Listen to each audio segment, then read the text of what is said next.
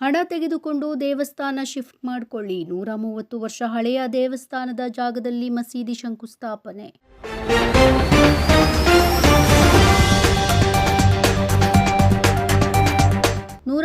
ವರ್ಷದ ಹಳೆಯ ದೇವಸ್ಥಾನಕ್ಕೆ ಸಂಕಷ್ಟ ಈಗ ಎದುರಾಗಿದೆ.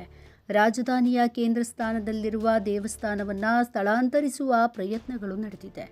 ಮಲೇಷ್ಯಾ ರಾಜಧಾನಿ ಕುವಾಲಾಲಂಪುರದಲ್ಲಿರುವಂತಹ ಐತಿಹಾಸಿಕ ದೇವಸ್ಥಾನವನ್ನು ತೆರವುಗೊಳಿಸಿ ಮಸೀದಿಯನ್ನು ನಿರ್ಮಿಸಿ ಮುಸ್ಲಿಮರಿಗೆ ಉಡುಗೊರೆಯಾಗಿ ನೀಡಲು ಟೆಕ್ಸ್ಟೈಲ್ ಕಂಪನಿ ಮುಂದಾಗಿದೆ.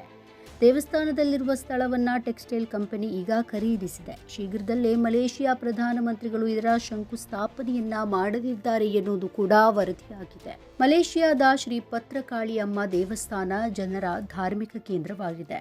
ಈ ದೇವಸ್ಥಾನ ಸರ್ಕಾರಿ ಜಮೀನಿನಲ್ಲಿ ನಿರ್ಮಾಣ ಮಾಡಲಾಗಿತ್ತು. ಇದೀಗ ಈ ಜಮೀನನ್ನು 2014ರಲ್ಲಿ ಟೆಕ್ಸ್ಟೈಲ್ ಕಂಪನಿಯ ಜಾಕೀಲ್ ಎನ್ನುವವರಿಗೆ ಮಾರಾಟ ಮಾಡಲಾಗಿದೆ.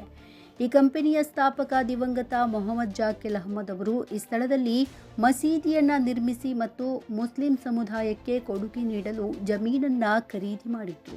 ವರದಿಗಳ ಪ್ರಕಾರ ಜಾಕೀಲ್ ಕಂಪನಿ ನಿರಂತರವಾಗಿ ದೇವಸ್ಥಾನದ ಕಮಿಟಿಯ ಜೊತೆ ಮಾತನಾಡ್ತಾ ಇದೆ. ದೇವಸ್ಥಾನವನ್ನು ಮತ್ತೊಂದೆಡೆ ಶಿಫ್ಟ್ ಮಾಡುವಂತಹ ಎಲ್ಲ ಖರ್ಚುಗಳನ್ನು ನೀಡಲು ಜಾಕೀಲ್ ಕಂಪನಿ ಈಗ ಒಪ್ಪಿಕೊಂಡಿದೆ. 2021ರಲ್ಲಿ ಕಂಪನಿಗೆ ಇಲ್ಲಿ ಮಸೀದಿ ನಿರ್ಮಾಣ ಮಾಡುವುದಕ್ಕೆ ಅನುಮತಿ ಸಿಕ್ಕಿದೆ. ಆದರೆ ದೇವಸ್ಥಾನ ಸಂಪೂರ್ಣವಾಗಿ ಶಿಫ್ಟ್ ಆಗುವವರೆಗೂ ಕೂಡ ಮಸೀದಿ ನಿರ್ಮಾಣಕ್ಕೆ ಮುಂದಾಗದಂತೆ ತಡೆ ಹಿಡಿಯಲಾಗಿತ್ತು. ಸದ್ಯದ ವರದಿಗಳ ಪ್ರಕಾರ ಇದೇ ಮಾರ್ಚ್ 27 ಗುರುವಾರದಂದು ಹೊಸ ಮಸೀದಿಯ ಶಿಲಾನ್ಯಾಸವನ್ನು ಪ್ರಧಾನಮಂತ್ರಿ ಅನ್ವರ್ ಇಬ್ರಾಹಿಂ ನೆರವೇರಿಸಿದ್ದಾರೆ. ನಮ್ಮ ಈ ವಿಡಿಯೋ ನಿಮಗೆ ಇಷ್ಟ ಆದಲ್ಲಿ ಲೈಕ್ ಮಾಡಿ, ಶೇರ್ ಮಾಡಿ, ಕಮೆಂಟ್ ಮಾಡಿ ಮತ್ತೆ ಸಬ್ಸ್ಕ್ರೈಬ್ ಮಾಡಿ.